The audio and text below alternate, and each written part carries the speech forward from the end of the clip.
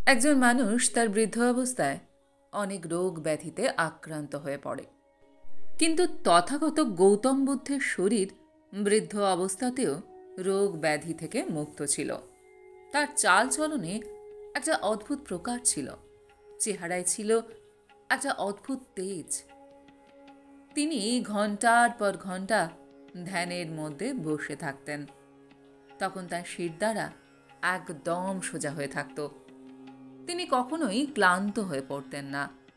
রাতে ঘুমানোর সময় যে অবস্থাতে তিনি শুতে যেতেন, সকালেও ঠিক ওই একই অবস্থায় তাকে পাওয়া যেত। তাকে দেখে এমনটা মনে হতো যেন তার জীবনে কোনো দুঃখ, কষ্ট, কোনো রোগ ব্যাধি, কোনো চিন্তাই নেই। তার প্রত্যেকটা শিষ্য এই ধরনের জীবনের কামনা করত। একদিন মহাত্মা গৌতম বুদ্ধের এক শিষ্য মহাত্মা বুদ্ধকে একটা প্রশ্ন জিজ্ঞাসা করে, হে মহাত্মা, একজন ভিক্ষুকের সম্পূর্ণ জীবন ভিক্ষার মধ্যে অতিবাহিত হয়। ভিক্ষা হিসাবে সে যা কিছু পায় সেটাই খায়, তার জীবন কাটায়। অনেক সময় তো একজন ভিক্ষুক যে সমস্ত জিনিসগুলোর দরকার পড়ে সেগুলো হয়তো পায়ই না। কখনো কখনো তারা পেট ভর্তি করে ভালো করে খেতেই পারে না। কিন্তু আমি যখন আপনার শরীরকে দেখি তখন খুবই আশ্চর্য হয়ে পড়ি। এত কম খাবার খাবার পরও আপনি এত বেশি স্বতঃস্ফূর্ত কিভাবে, এত বেশি আনন্দিত কিভাবে? যেখানে অন্যদিকে আমি নানান নগরে রাজা ও সম্রাটদের দেখি, তারা এত বেশি ভালো ভালো খাবার খাবার পরও তাদের শরীর ভেঙে যায়। অনেকবারই তাদের বৈদ্য হাকিমদের ডেকে পাঠায়, কারণ তাদের স্বাস্থ্য ঠিক থাকে না। যেখানে তাদের কাছে তো সমস্ত সুখ সুবিধা থাকে, যে ধরনের খাবার তারা খেতে চায় ঠিক ওই ধরনের খাবার তারা খেতে পায়।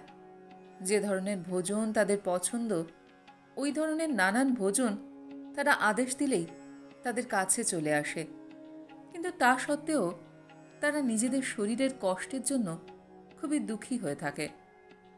আমি অনেক রাজাদের সঙ্গে দেখা করেছি, অনেক বড় বড় ব্যক্তির সঙ্গে কথা বলেছি। তাহলে এর পেছনে আসল রহস্যটা কি প্রভু? একজন ভিক্ষুক যিনি ভালোভাবে নিজের ভোজনটুকুও জোগাড় করতে পারেন না, তিনি এতটা সুস্থভাবে কিভাবে নিজের জীবনযাপন করতে পারেন? আর অন্যদিকে যার কাছে সমস্ত সুখ সুবিধা আছে, সে কেন তার জীবনে শারীরিক দুঃখ কষ্ট ভোগ করছে? এ কথা শুনে গৌতম বুদ্ধ একটু হাসলেন এবং তারপর খুব শান্তভাবে উত্তর দিলেন, আমাদের শরীরের শক্তি আমরা কোনো বিশিষ্ট ভোজন থেকে পাই না। এর বদলে সমস্ত ভোজন শক্তিপূর্ণ হতে পারে। তুমি হয়তো দেখে থাকবে যে যে সমস্ত মানুষ রুক্ষ শুকনো খাবার খায়, তারাও বেশিরভাগ সময়ই শারীরিক রূপে মজবুত হয়ে থাকে। আর যে সমস্ত মানুষ কোনো বিশিষ্ট খাবার এটা ভেবে খায় যে এটা খাবার পর আমি অনেক শক্তি পাবো, এনার্জি পাবো, তুমি দেখে থাকবে এই ধরনের মানুষ বেশিরভাগ সময় রোগ ব্যাধিতে আক্রান্ত হয়ে পড়ে। আমরা কী ধরনের খাবার খাই প্রশ্ন এটা নয়। এর বদলে আসল প্রশ্ন হলো, আমরা যে সমস্ত খাবার খাই সেগুলো কিভাবে খাই, কোনো খাবারের সঠিক ব্যবহার আমরা করতে পারি না পারি না। সবথেকে বিশেষ ব্যাপার হলো আমাদের খাবার খাওয়ার নিয়ম আপন করা উচিত, যাতে করে একটি সাধারণ খাবারও আমাদেরকে ওই শক্তি প্রদান করতে পারে, যেটা আমাদের শরীরের অঙ্গ প্রত্যঙ্গকে সুচারুভাবে চালনা করার জন্য আবশ্যক হয়ে থাকে। তখন শিষ্য খুবই আশ্চর্য হয়ে বলল, হে মহাত্মা, আমি আপনার কথার অর্থ বুঝলাম না। তখন মহাত্মা বুদ্ধ উত্তর দিলেন, যখনই আমরা ভোজন করি তখন বাস্তবিকই আমরা সজ্ঞানতায় ভোজন করি। একজন ব্যক্তি কারোর সঙ্গে কথা বলতে বলতে ভোজন করে, আবার অন্য কোনো ব্যক্তি নিজের বিচারের মধ্যেই ডুবে গিয়ে ভোজন করে। ভোজন তো তার শরীর করছে, কিন্তু তার মন এই ভোজন করার ক্ষেত্রেও সম্মিলিত হয় না। আর যে কর্ম সম্পূর্ণ মন দিয়ে করা হয় না, বাস্তবে সেটাকে কোনো কর্মই বলা হয় না। এই জন্য তার পরিণাম আমরা কখনোই পাই না। আমি তোমাকে ভোজন করার কিছু নিয়ম বলতে চাই। যেটা আপন করে যে কোনো মানুষ রোগমুক্ত থেকে নিজের জীবন সুখে অতিবাহিত করতে পারে। সবথেকে প্রথম নিয়ম হলো সবসময় মৌন হয়ে ভোজন করো। যখন আমরা মৌন হয়ে ভোজন করি তখন আমাদের সম্পূর্ণ ধ্যান ওই ভোজন করার উপরই কেন্দ্রীভূত থাকে, যাতে করে আমাদের শরীরের সমস্ত আন্তরিক অঙ্গ সুচারুভাবে কর্ম করতে ব্যস্ত হয়ে পড়ে। যেমন মৌন হয়ে যখন আমরা কোনো খাবারের সুগন্ধ অনুভব করি তখন তার থেকে আমাদের স্বাধীন প্রিয় জাগ্রত হয়ে পড়ে। আমাদের মুখের মধ্যে লালা নিঃসৃত হতে থাকে, যেটা ভোজনকে হজম করার জন্য উপযুক্ত। এভাবে কোনো খাবারকে সজ্ঞানে ভালোভাবে চিবিয়ে চিবিয়ে গ্রহণ করার ফলে তার পাচন ক্রিয়া সুলভ হয়ে পড়ে এবং খুবই সহজ হয়ে পড়ে। ওই খাবার হজম হতে বেশি সময় লাগে না। এজন্য পেটের মধ্যে যে সমস্ত সমস্যা থাকে সেগুলো কখনোই জন্ম নেয় না, আর পেট থেকেই সমস্ত রোগ ব্যাধির জন্ম হয়। দ্বিতীয় নিয়ম হলো যখনই তুমি ভোজন করবে তখনই তুমি ওই ভোজনের প্রতি গ্রহণশীল অবশ্যই হয়ে পড়ো। তার প্রতি কৃপার ভাব নিজের মনের মধ্যে তৈরি করা খুবই গুরুত্বপূর্ণ। তার প্রতি ধন্যবাদ ব্যক্ত করার ফলে মনের মধ্যে প্রেমের উদয় হয় আর আমাদের শরীর নিজে নিজেই গ্রহণশীল হয়ে ওঠে। তৃতীয় নিয়ম হলো যেটা আমাদের শরীরের সমস্ত রোগ ব্যাধিকে শেষ করে দেবে, সেটা হলো সূর্যাস্তের পর কখনো ভোজন করবে না। রাত্রের সময় ভোজন করার ফলে আমাদের শরীর ওই ভোজনকে হজম করার কাজে লেগে যায়। কিন্তু যদি রাত্রের সময় আমরা শরীরকে কোনো কাজ না দিই তাহলে এটা আমাদের শরীরে নানান রোগ ব্যাধিকে শেষ করার কাজে লেগে পড়ে। আমাদের শরীর নিজে নিজেই রোগ ব্যাধিকে ঠিক ও মেরামত করার ক্ষমতা রাখে, কিন্তু পর্যাপ্ত খালি সময় না পাওয়ার কারণে আমাদের শরীর নিজের রোগ ব্যাধিকে ঠিকই করতে পারে না।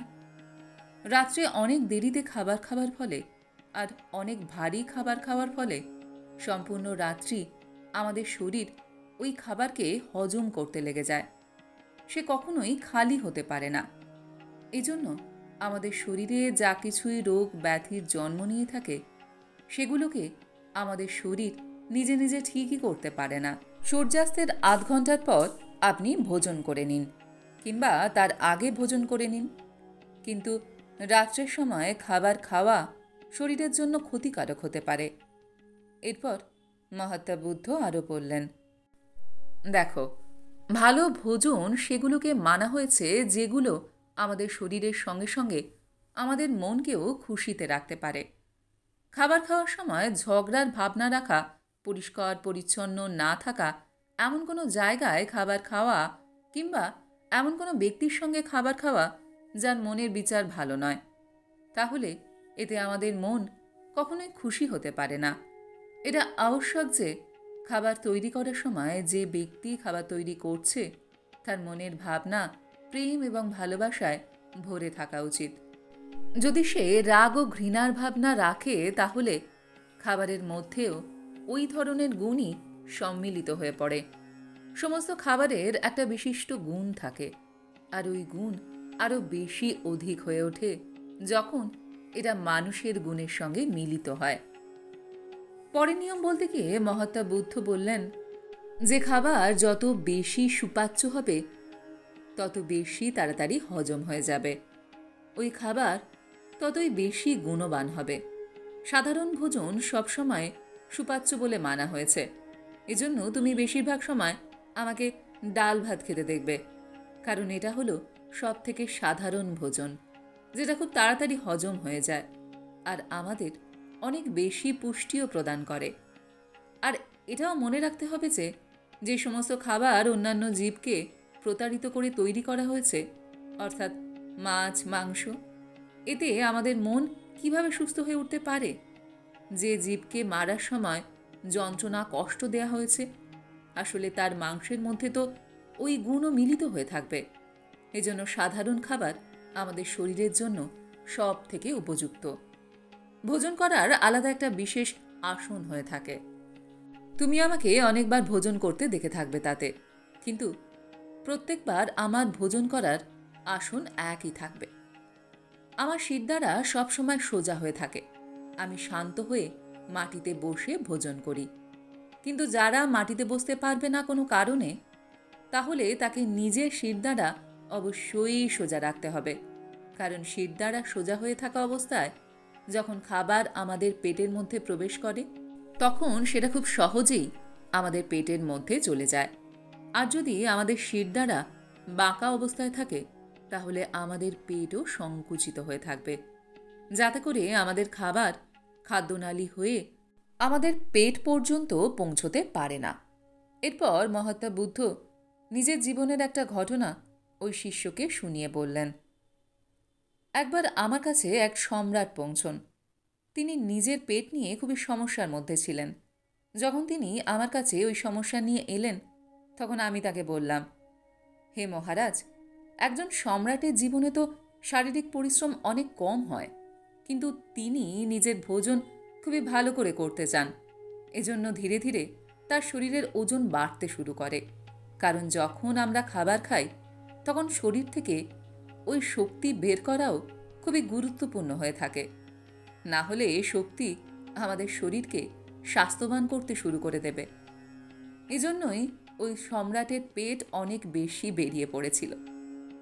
তাই আমি তাকে উপদেশ দিলাম যে সবথেকে প্রথমে যে ব্যক্তি তার খাবার তৈরি করে, তাকে বলুন আপনার খাবারে বেশি করে নুন, ঝাল, মশলা দিয়ে যেন আপনার খাবার না তৈরি করে।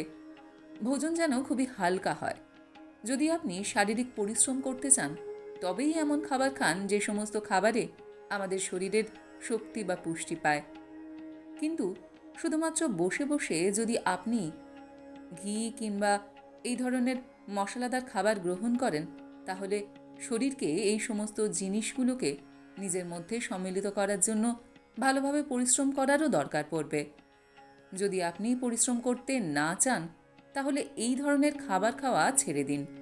হালকা ভোজন করুন, সাধারণ খাবার খান, কম মশলাযুক্ত খাবার গ্রহণ করুন, যাতে আপনার পেটের মধ্যে কোনো ধরনের কোনো রোগ ব্যাধি তৈরি না হয়।